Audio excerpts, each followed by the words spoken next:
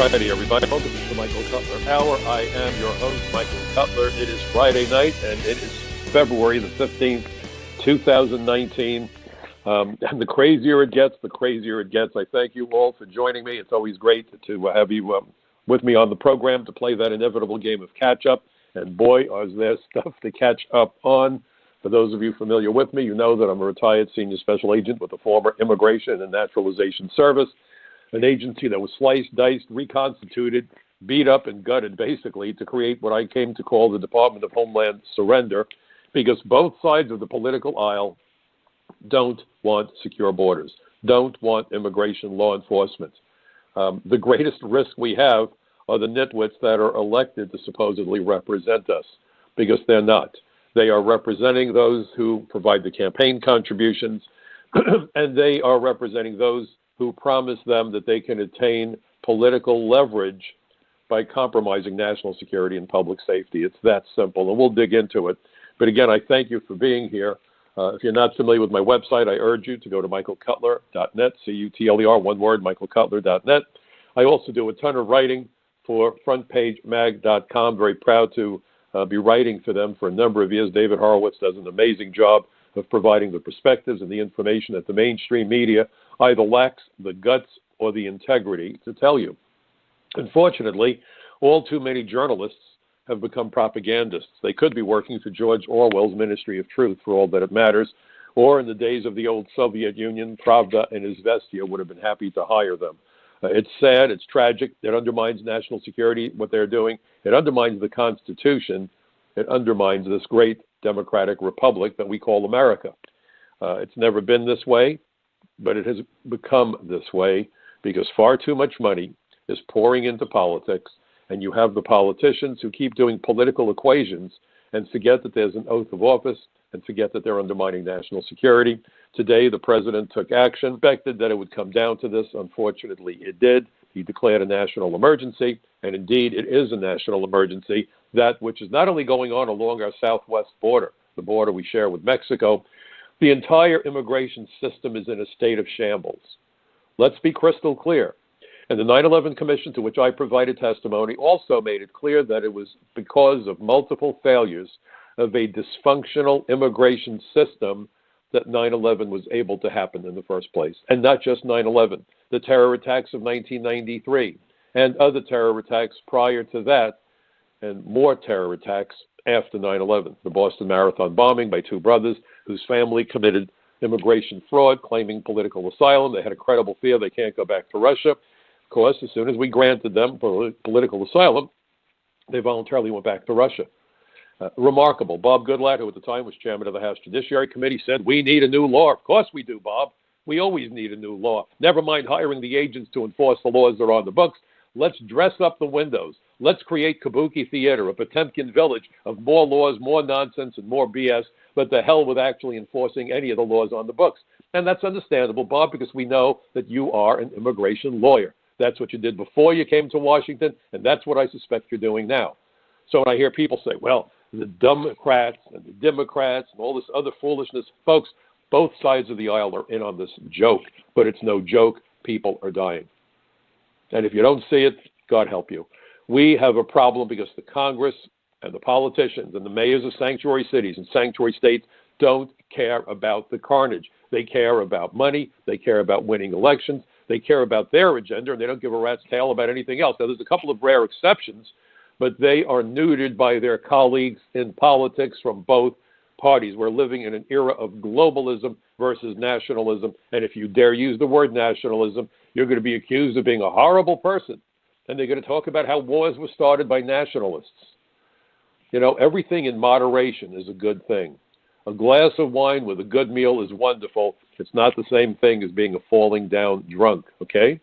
And so we've got to understand that the reality is that if people don't believe in their country, then there's no reason to have a country. There's no reason for anyone to join the military. There's no reason for anything that we do as citizens of a country. No other countries, by the way, want to do what America wants to do to itself. We are rotting from the inside out. We are being treated like mushrooms. The mushroom treatment, of course, is to keep people in the dark and feed them a lot of manure, a lot of fertilizer. There is nothing wrong with being pro-American. There's nothing wrong with a little bit of nationalism. I mean, go to the football stands in the dead of winter. You see these crazy people running around with body paint and no shirts, and the snow is falling, and it's 10 degrees outside. But, boy, they're fired up for their football team, aren't they? Just don't get fired up about America, folks. That's a whole nother story. You could be fired up about your favorite baseball team. That's acceptable, but it's not acceptable to believe in America. And anybody who doesn't understand what's going on is a damn fool. And this is what we've done to minimize the significance of America's achievements. Let's rewrite history. The old Soviet Union tried to take credit for everything. And the nitwits that are running around on our campuses today are trying to take away credit for America for everything. Emphasize the negative, forget the good stuff. I have to tell you, America's had its shares of problems. People make their mistakes.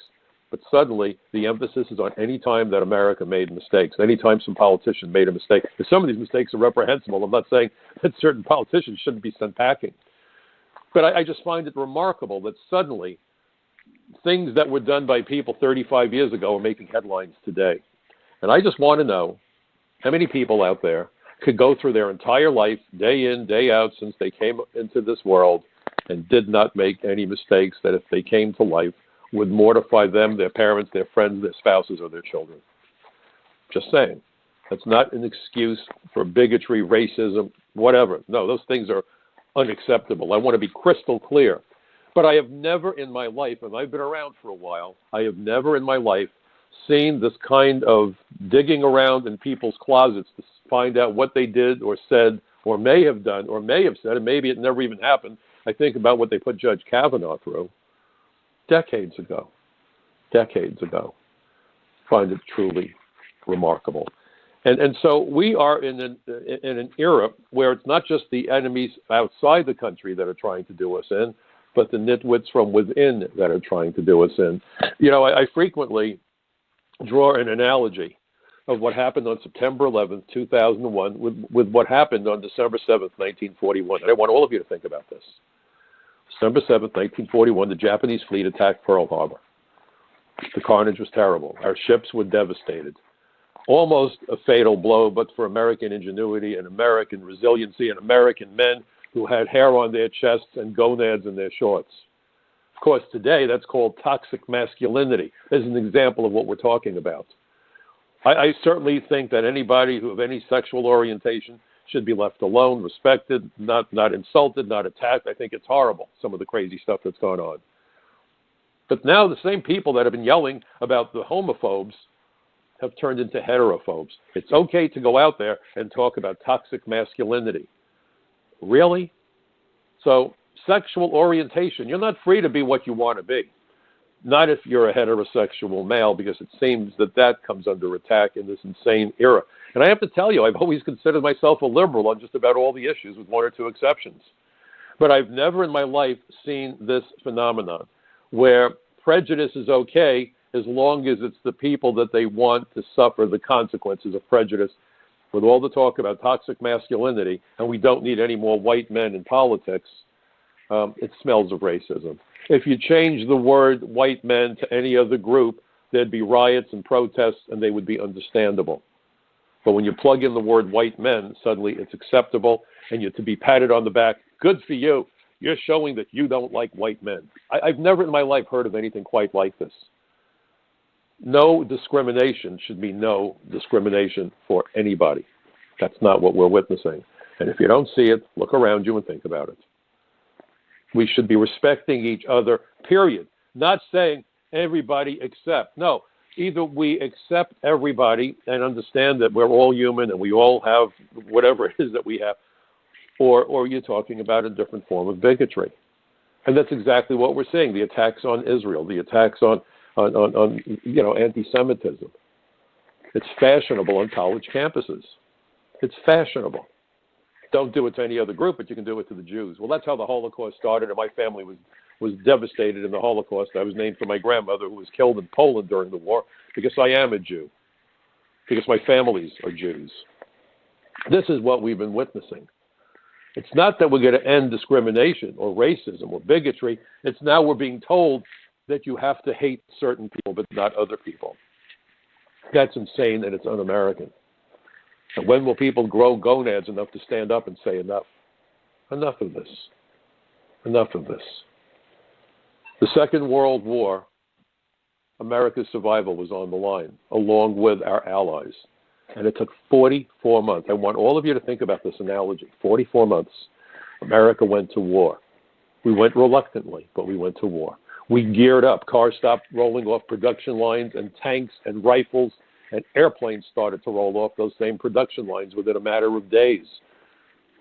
General Dwight Eisenhower created the military-industrial complex so we could gear up and defeat the Nazis, defeat Japan, defeat the Axis powers. And there wasn't anything we wouldn't do. And Congress didn't go to Roosevelt and say, well, we're the Republicans and you're a Democrat, so we'll give you submarines, but you can't have aircraft carriers. We'll give you fighter planes, but we won't let you have bombers. We'll give you tanks, but you can't have rifles. That's kind of what we're doing with immigration today, you see.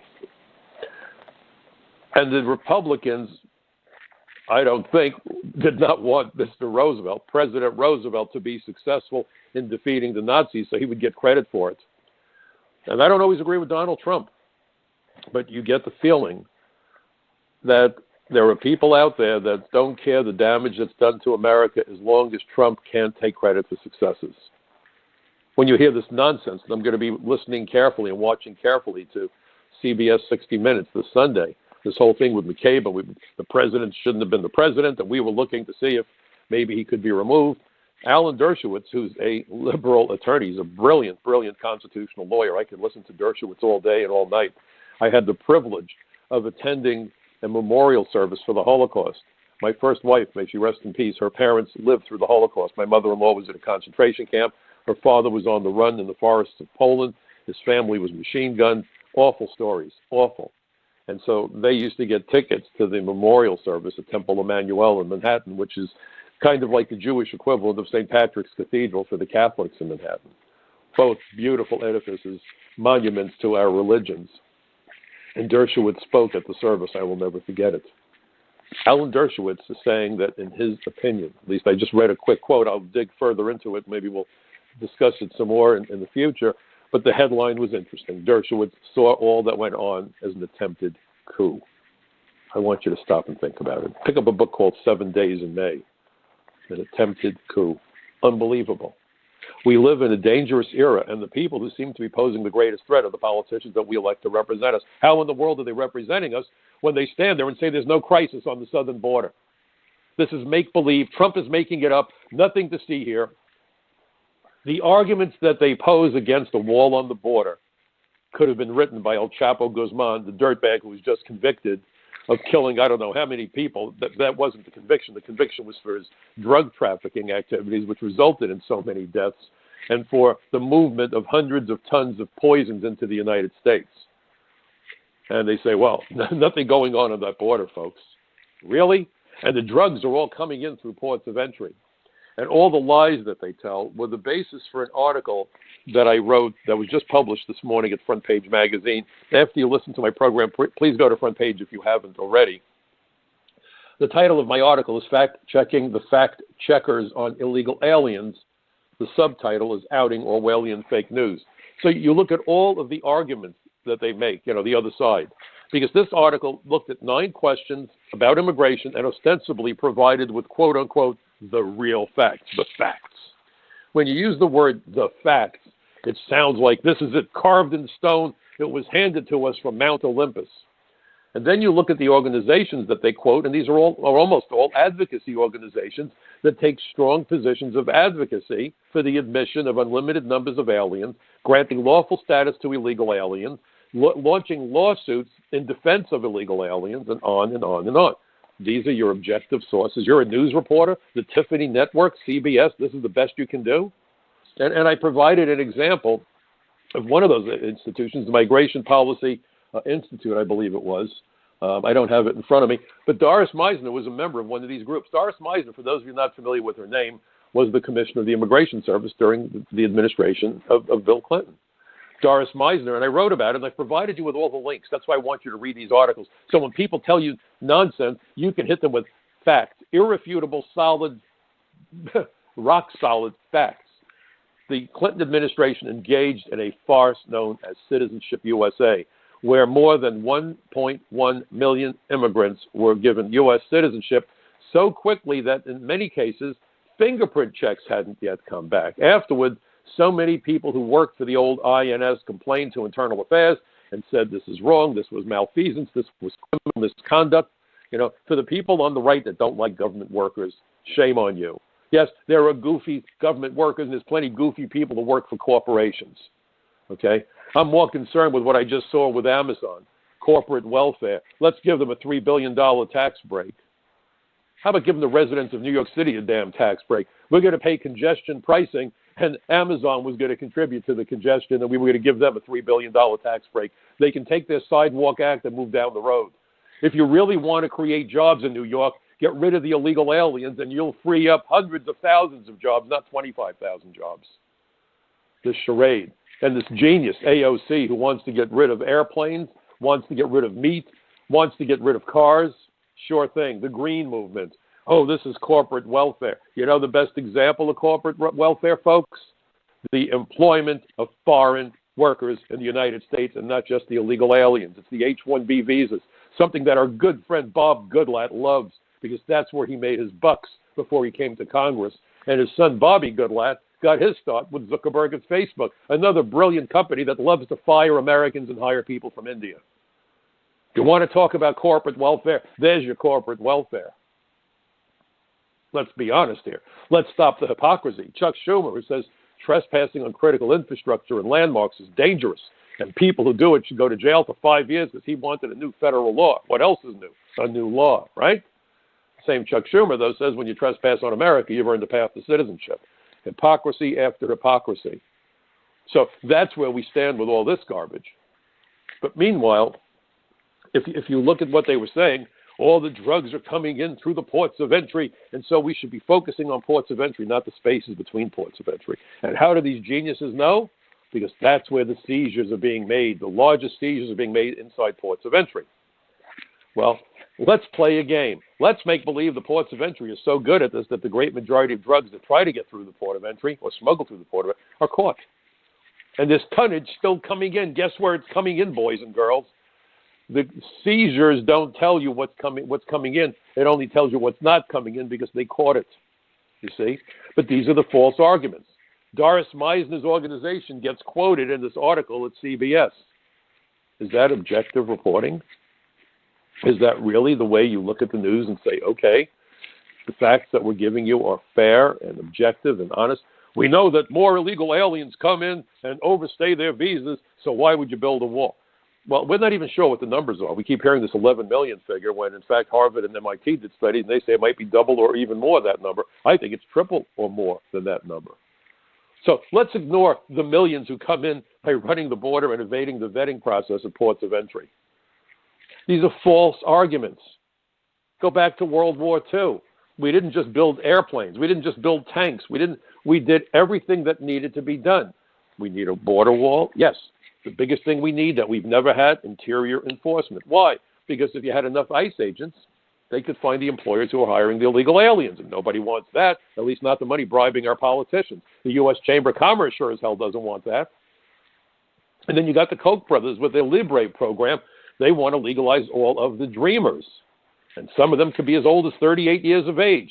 This nonsense that they're all children. I mean, look, both sides of the aisle are up to their eyeballs in this garbage. I've been running around doing all kinds of TV and radio shows. In fact, later on this evening at about 10:20, I'm going to be on Patriot Radio on XM, on Sirius XM, trying to get people to understand the lies that were being told by the mainstream media.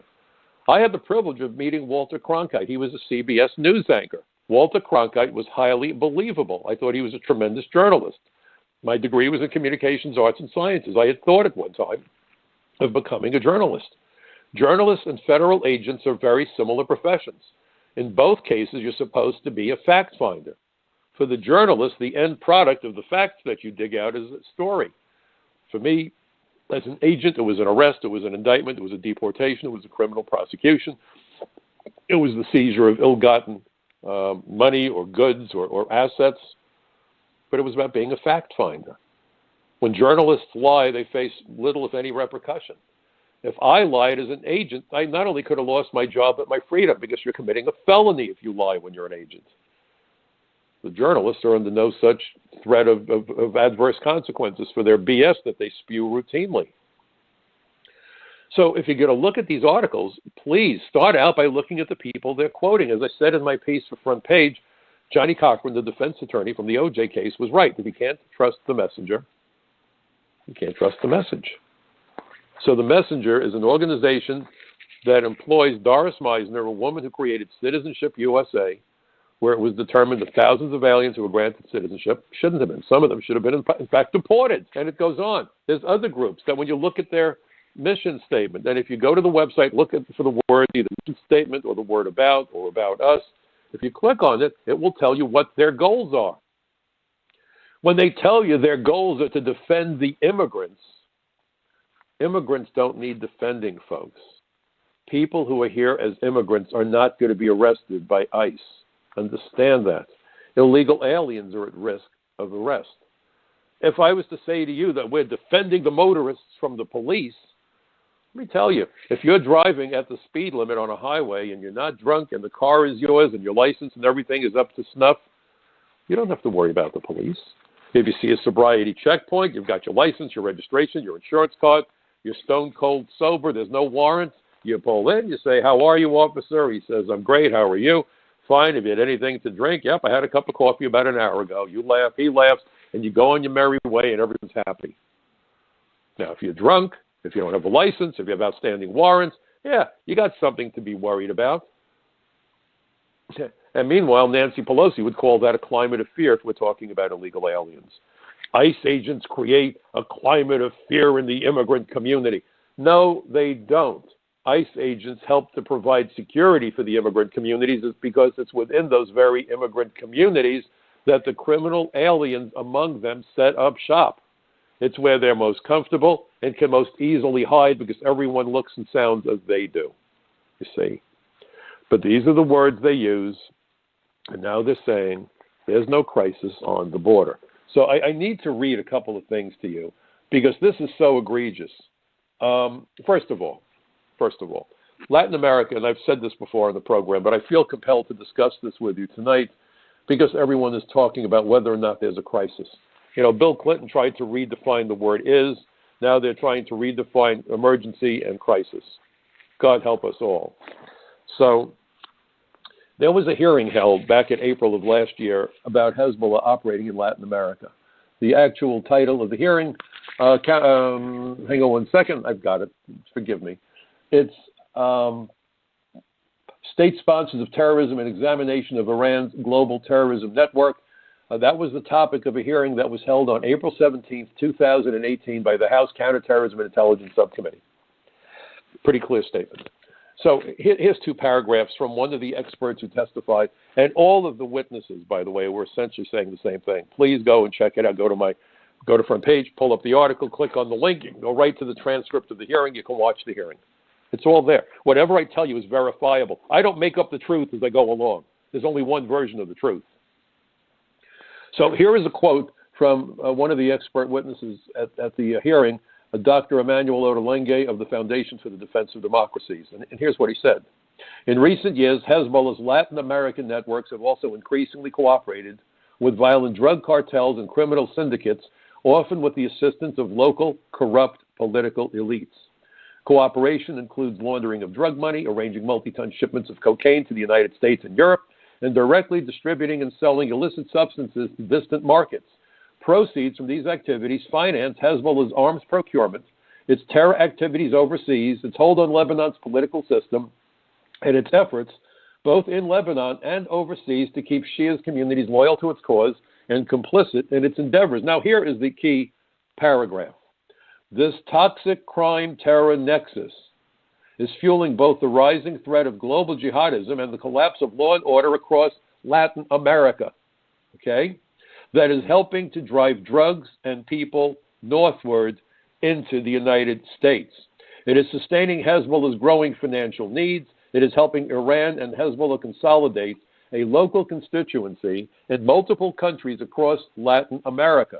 It is thus facilitating their efforts to build safe havens for terrorists and a continent-wide terror infrastructure that they could use to strike U.S. targets.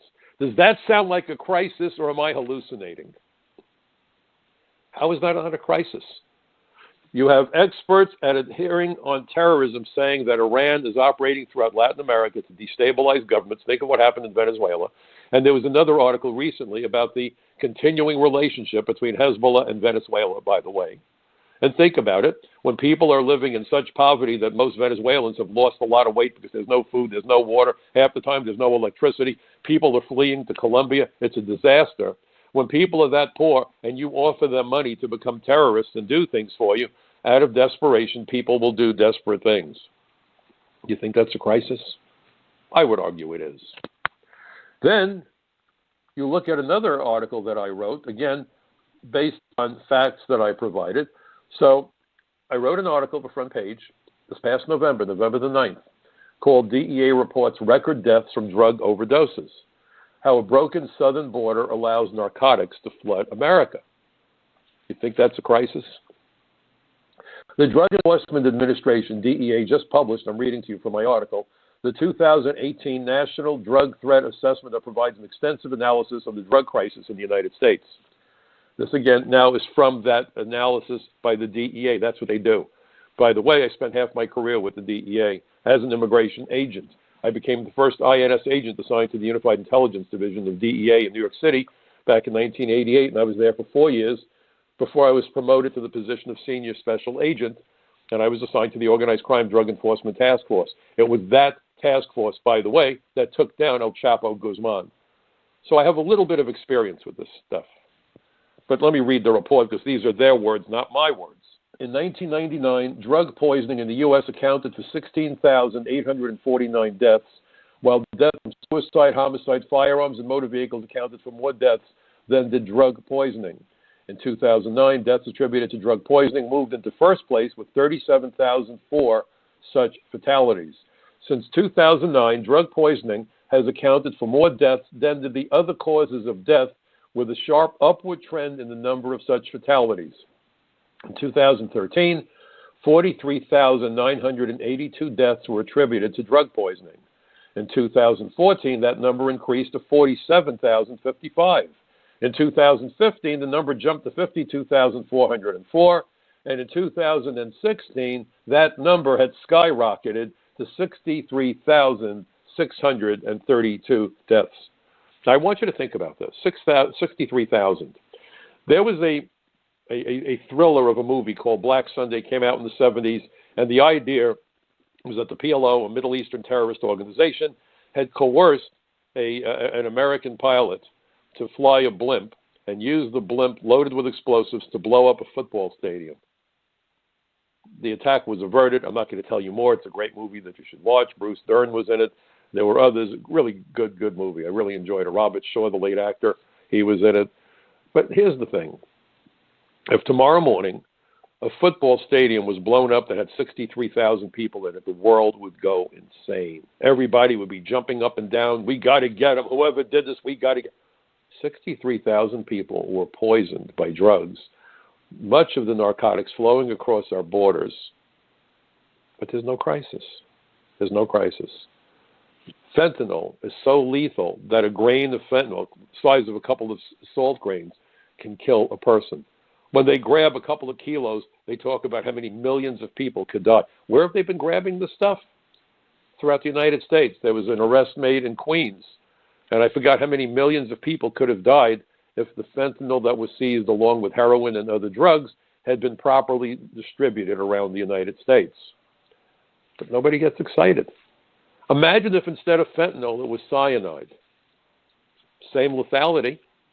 That would make headlines. Oh, it's fentanyl, it's drugs. Oh, well, no crisis, nothing to see here. Keep on moving.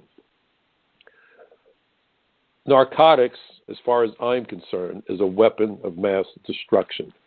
It is chemical warfare at its worst, because Americans that are hooked on this crap are paying for their own deaths. They're paying for their own deaths. We are losing hundreds of billions of dollars a year to the drug trade, and it's killing people on a scale that's unimaginable. And those numbers, by the way, are the drug poisonings. How many more people are dead because some guy pulled a robbery because he was desperate to get his hands on drugs and he killed somebody, or got behind the wheel of a car and killed somebody, or injured somebody, or the drug gangs get into their battles and they kill people.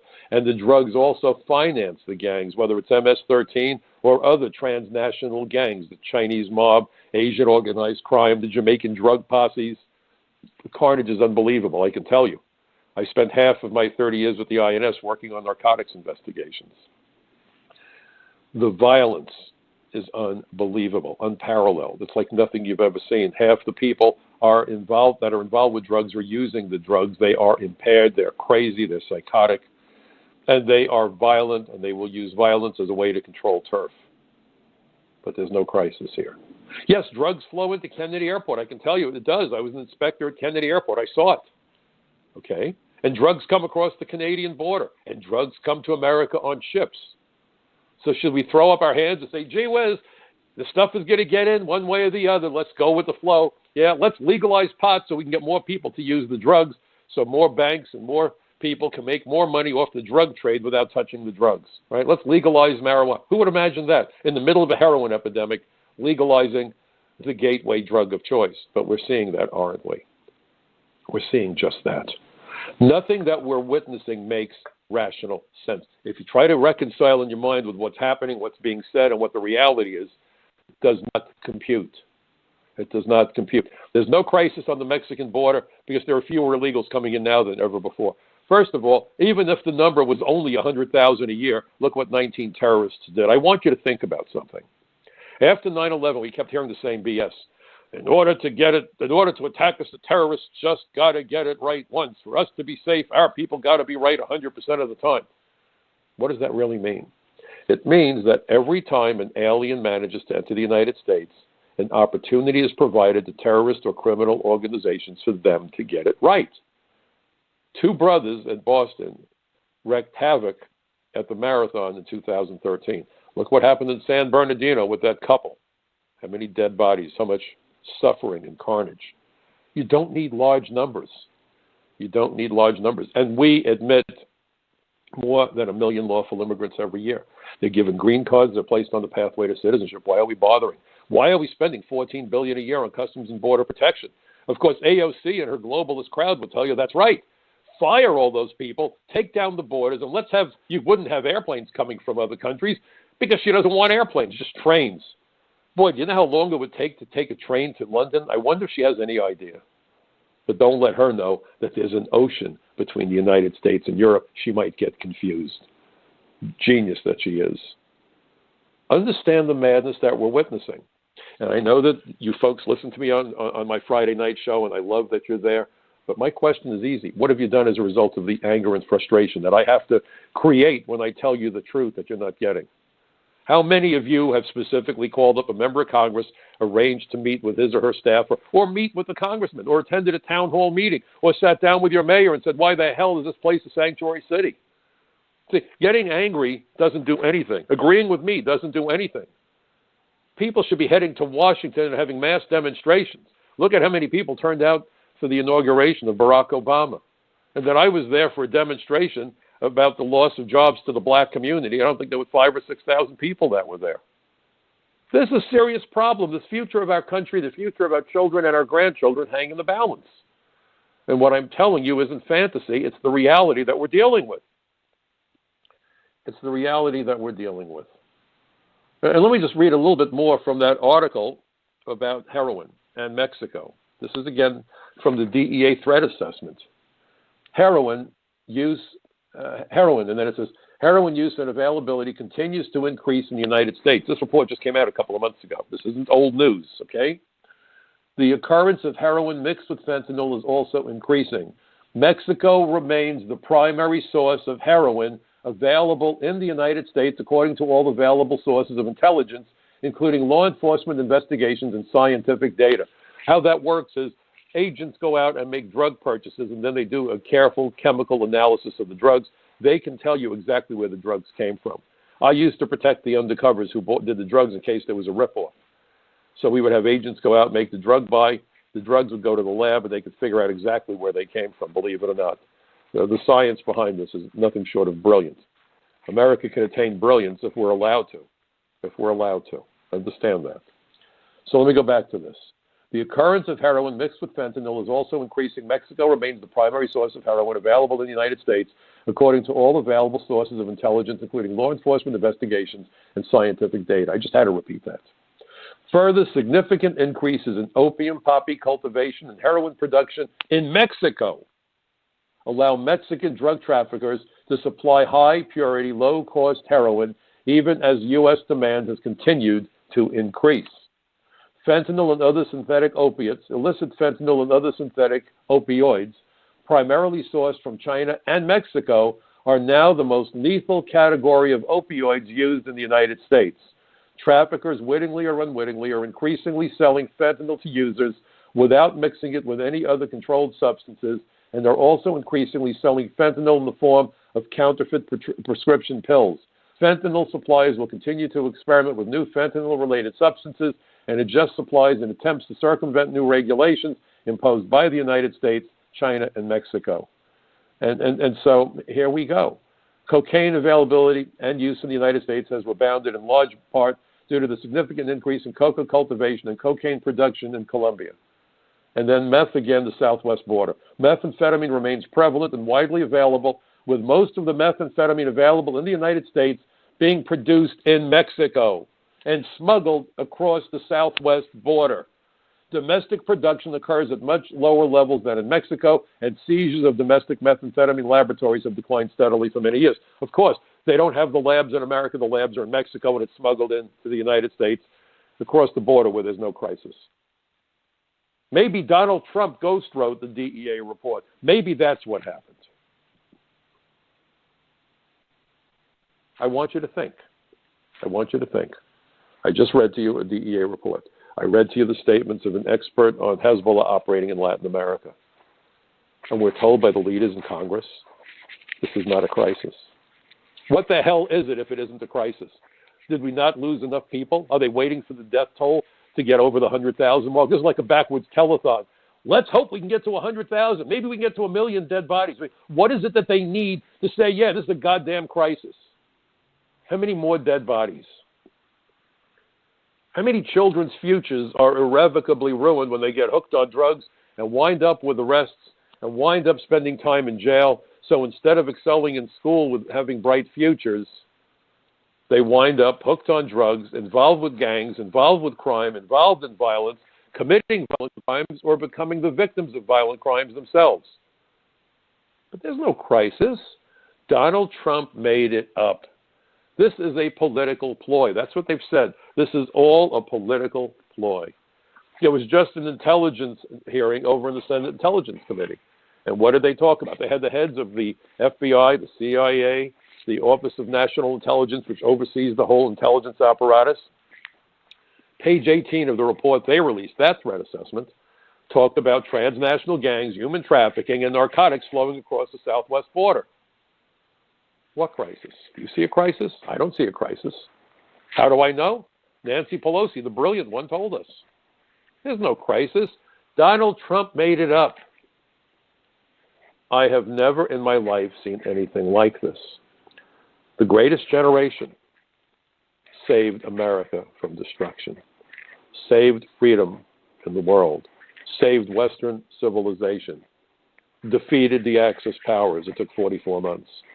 We built fleets of airplanes that had never existed before, ships, tanks, radar, nuclear weapons, whatever it took, we did it, and we did it swiftly. Now we're having an argument over whether we should have a fence or a wall or a barrier. We can't figure out what color to paint it, and God forbid we should build it because it might keep birds from migrating. I will tell you that if the jackasses, the dim bulbs, and the crooked politicians that we call our Congress were in control of our government back during the Second World War, America would have lost the war. There's no doubt in my mind that these people are incapable of leadership. They're either corrupt or insane or so stupid that they can't cross the street without some help. This is what we depend on for leadership. And in the middle of this mix, we're being told that it's toxic for men to be masculine, that there's something somehow wrong with being normal. We've turned America into a freak show, but the biggest freak show of all exists in the cesspool. It's not a swamp, Washington. Swamp, no, that's a part of the environment.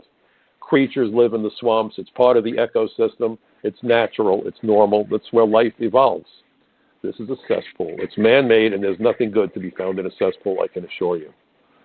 And in that Washington cesspool, we have crazies, and perhaps we have people that have been bought and paid for. I don't know how else to explain this. I really don't.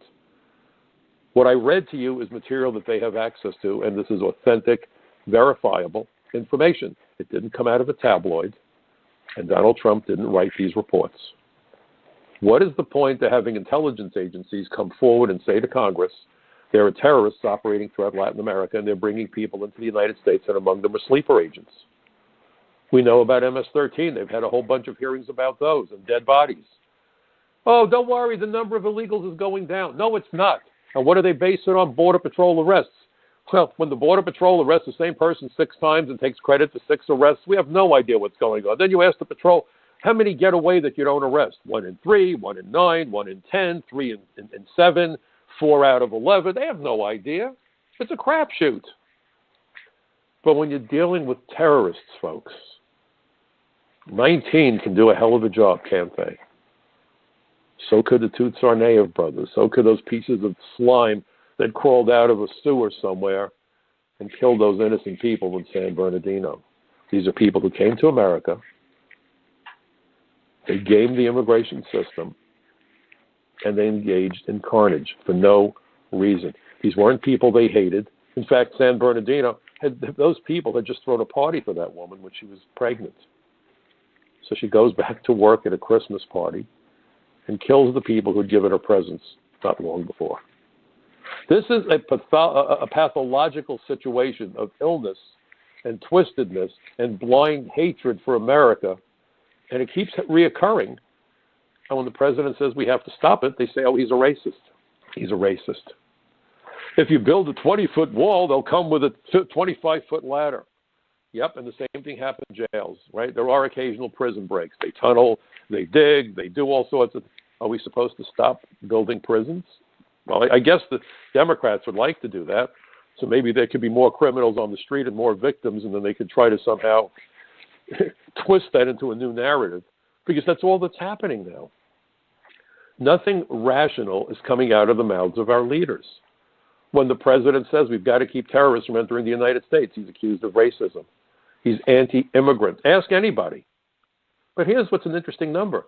More immigrants were admitted last year than were admitted, I believe, during the Obama administration. Because I know during the last year of the Obama administration, the number was about 1 million. If I'm not mistaken, don't quote me on this. I'm very careful with my numbers. I don't want to be misquoted. Because, someone once said to me, you could be right 1,000 times, be wrong once. That's all anybody will remember. But I actually believe that there was about 100,000 more immigrants admitted this past year than in the prior years. These are lawful immigrants. So if the Trump administration was that anti-immigrant, why is the number of lawful immigrants going up? Now, the one thing I disagree with Trump, when he said we need to bring in even more immigrants, we don't. We don't. Because we're not able to vet the numbers of people that we're bringing in, and we're displacing workers, and we're overcrowding our schools. We've got to slow down and give thought to what we're doing in terms of what's best for the average American. Not the average American corporation, but the average American citizen. Being lost in this whole conversation.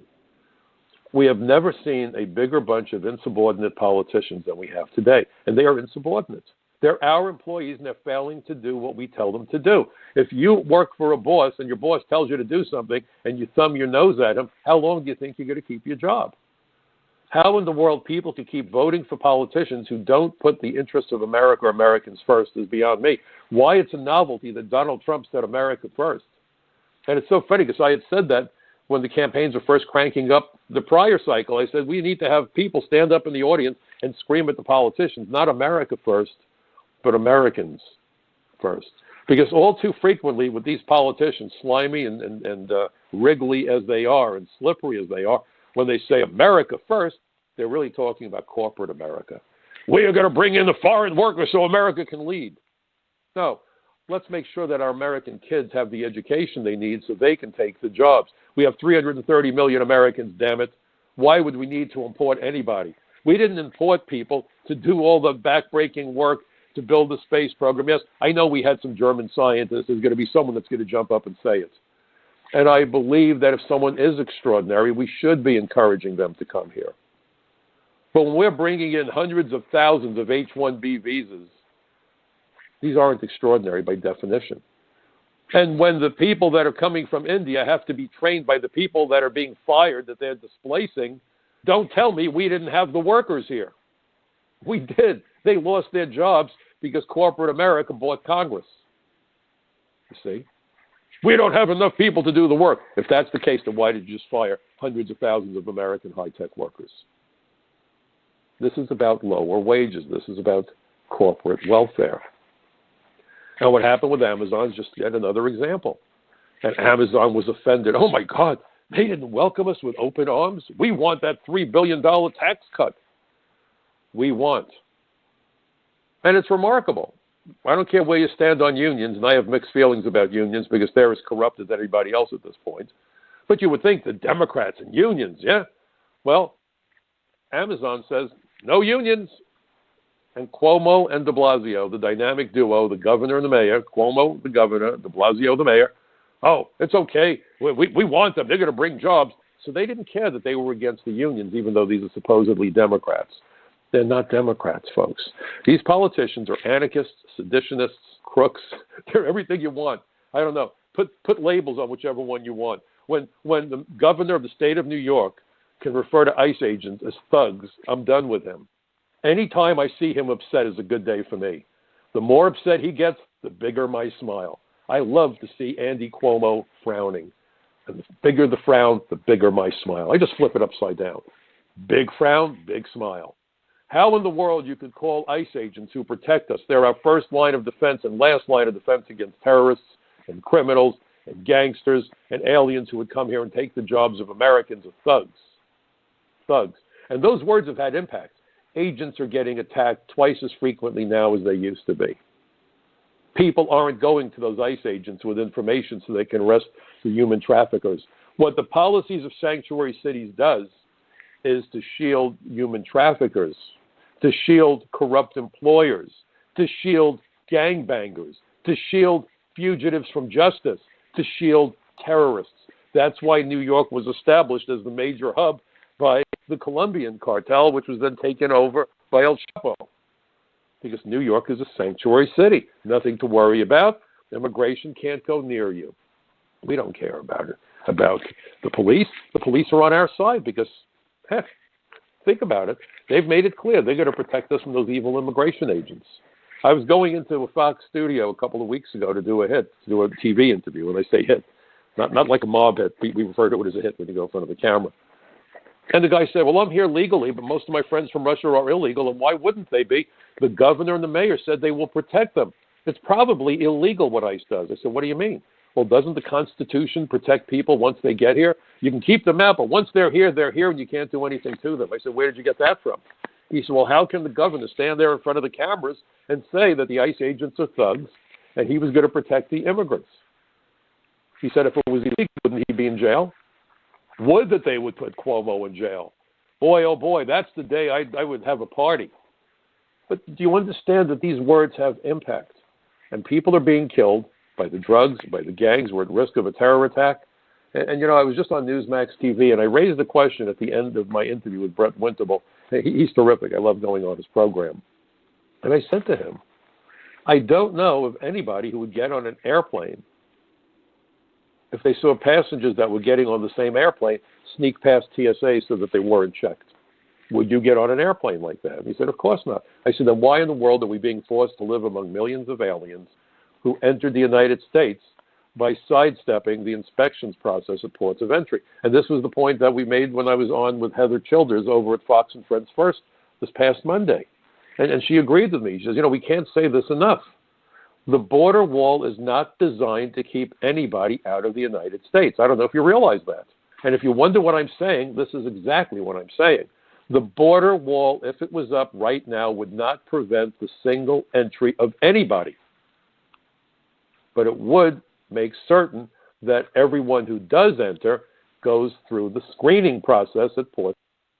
The inspectors can determine whether or not to let them in the first place, and to determine how they get to stay here and create a record of their entry and so forth. That's what the wall is about. Some people, I am convinced, believe that the purpose of the wall is to cut off the United States from Mexico, and nothing could be further from the truth. This is simply about saying, okay, you want to come to America, step through that door and talk to that inspector who's going to see who you are and make certain that you're not, that you weren't previously deported, that you're not a criminal, that you're not a fugitive, that you don't have a dangerous communicable disease. Look at all the epidemics. And of course, in the articles in the newspapers, what are they saying? Oh, the epidemics are the result of the parents who don't want to inoculate their children because they're afraid of autism. I'm very familiar with those arguments. I've talked about my son, who thank God is doing well, but he has a form of autism, Asperger's. So I understand the concerns about the vaccinations, but I think that they're probably safe. But I'm not the guy to talk about it. I don't offer opinions about stuff that I don't have information. I'm not like the journalist big mouths. But that's the theory. Nobody, however, is talking about how many hundreds of thousands of kids have entered the United States as unaccompanied minors or through other means who have never seen a doctor, who have never been inoculated, who might be carrying dangerous diseases that we either vanquished, we thought, or we've never even seen in America. Certain tropical diseases are suddenly becoming commonplace, one of which is really worrying because it's very similar to polio and it causes paralysis in children. We've never seen that before. My question is, what's the likelihood that perhaps somebody came to America with that disease and then it began spreading? Ellis Island, folks, was a quarantine station. But if you dare say any of these things about concerns about health, oh, you're a bigot and a racist and a xenophobe. In fact, public health used to work with us at the inspections facilities. In fact, one time a young man came in. He was a child, about 6 years old, 7 years old, extreme fever. His eyes were pasty shut. The people that were carrying him, he couldn't even walk. He was semi-conscious. I immediately ran to public health. They sent for an ambulance. They brought him to a hospital, and they said that he was suffering a rare communicable disease. I got a very nice letter from public health. Said, good catch. You might have prevented an epidemic. But when people don't go through that process, those opportunities to keep the diseases and the criminals and the terrorists and the drugs out of the United States evaporate. A final point that I want you to think about, and this is really important. Smuggling organizations smuggle the drugs. They also smuggle people. And when they get here, it's aliens who run the smuggling enterprises because they're the only ones that people like El Chapo would truly trust. This isn't about keeping out all foreigners. It's about making certain we don't let in anybody who poses a threat to our safety or well-being. It's the reason we have peepholes on our front doors, and we should be supportive of the president's efforts to protect us, and we ought to be making our demands clear to the people who allege to represent us. Because, as you know, I always like to start the program by reminding you that democracy is not a spectator sport. Again, if you get a chance, check out Patriot Radio at 10:20 Coast Time this evening. And if not, I will certainly see you next week right here on the Michael Cutler Hour. I hope you all have a great weekend. But please, folks, get involved. We're living in a perilous era, and this is the work that all Americans must do.